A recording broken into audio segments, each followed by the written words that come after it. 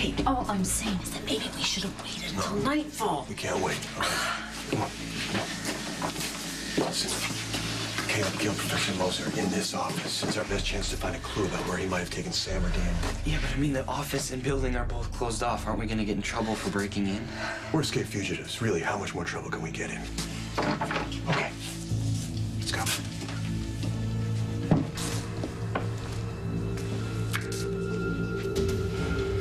Apparently. The cops have already been here. What are you hoping to find? I don't know. You know, Mosse was doing some research for me on that ring that you saw on Caleb's finger. You could have just asked me. I told you. I would tell you everything there is to know about Caleb. Except for what he might have done with Sam and Danny. Look, Caleb was in this room long enough to kill Professor Mosse. All right? Maybe he found something that we need to know. Or maybe, just maybe he left something behind. Look. Caleb is evil incarnate. He's not stupid. I don't think he just left a clue lying around somewhere. Well, you know, there's a first time for everything. Who knows? Maybe he wants us to find him. You know, I still can't get over that I'm seeing you, that you're so grown up like this. Do we know each other? Kinda. I haven't seen you since you were born. I'm just so sorry about your mother. You know, Allison was a wonderful, wonderful person. You know, she came to Port Charles to see you. She said that you were the only person who could help us, but she never really told me why we needed help. What did she tell you? I mean, she was never, you know, specific, just that someone was after us and he was dangerous and evil. I thought she was crazy. No.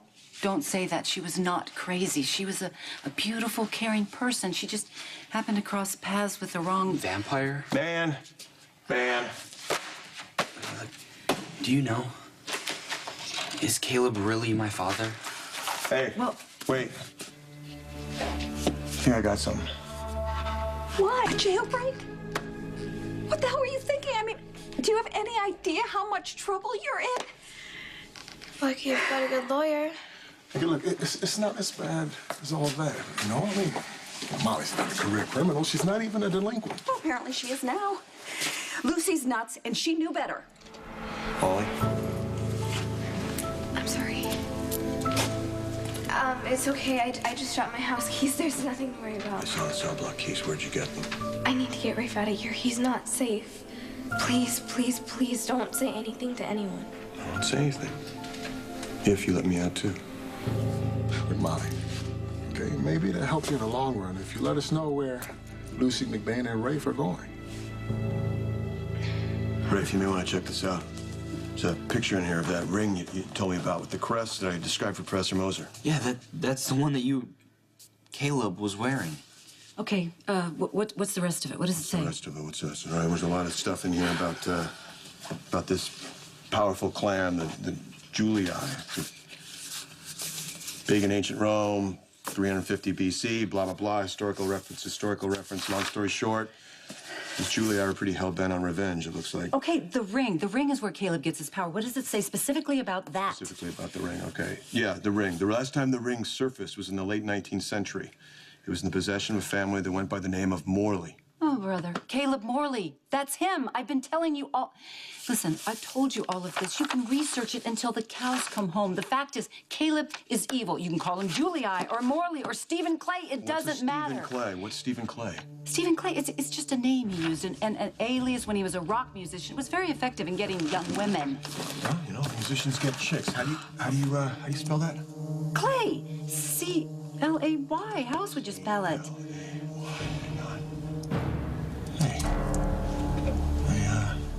I found them. Well, what does it say? I think I just found out who your vampire really is. Rock singer escapes from mental institution. That's you.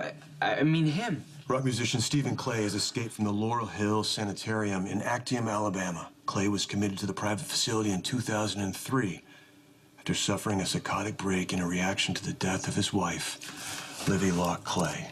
What? Wait. That can't be right. Livy died? There's a picture. Well, now do you see why I mistook Sam for Livy? I mean, that is, if we assume they're not the same person. Yeah. Clay, a successful musician performer, frequently assumed the persona and trappings of a vampire as part of his stage act. Any of this look familiar? Well, yes, that is Caleb up on stage, but it wasn't an act. He really is a vampire. Court records indicate that following his wife's death, Clay became convinced he was, in fact, a vampire. Clay went on a bloody rampage and is believed to be responsible for as many as 7 deaths. Clay was found unfit to stand trial by reason of insanity. On the day Clay was committed, he was dragged from the courtroom screaming that he was immortal and he would return to, quote, find and reclaim his wife. Oh, okay. He was telling the truth there. I mean, Caleb is immortal. No, Lucy. Stephen Clay is a deranged killer. He's fixated on Sam because she looks like his dead wife. Okay, fine. Have it your way. Okay, maybe Caleb's a vampire, maybe he's human, but you're right. He's a deranged killer. He's a determined killer. And sooner or later, he's gonna come looking for us. Actually, to be more precise, Rafe, he's gonna come looking for you.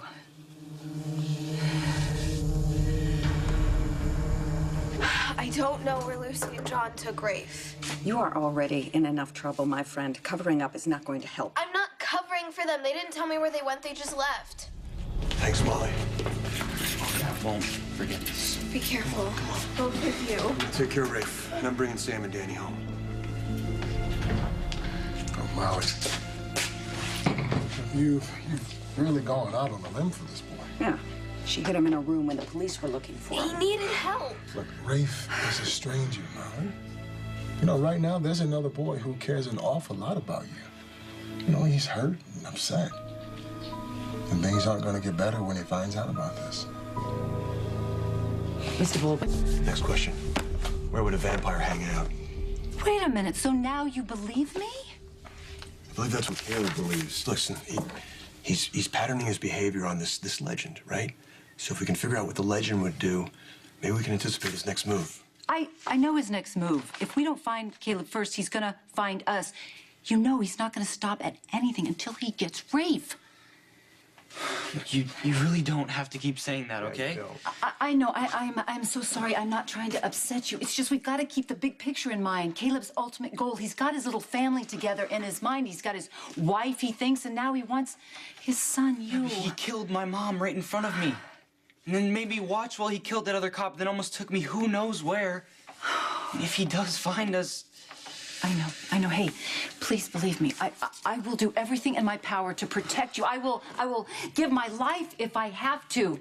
And Caleb knows this. How does Caleb know that? Well, I dreamed about him. It was really quite a nightmare, and I told him. Hey, wait. This nightmare, was this something that happened recently? Well, yeah, when Todd and Heather and I were hiding out after escaping from Ferncliff, I dreamed that Caleb found me, and he told me that he would not stop. Nothing could prevent him from getting to you. Right, listen.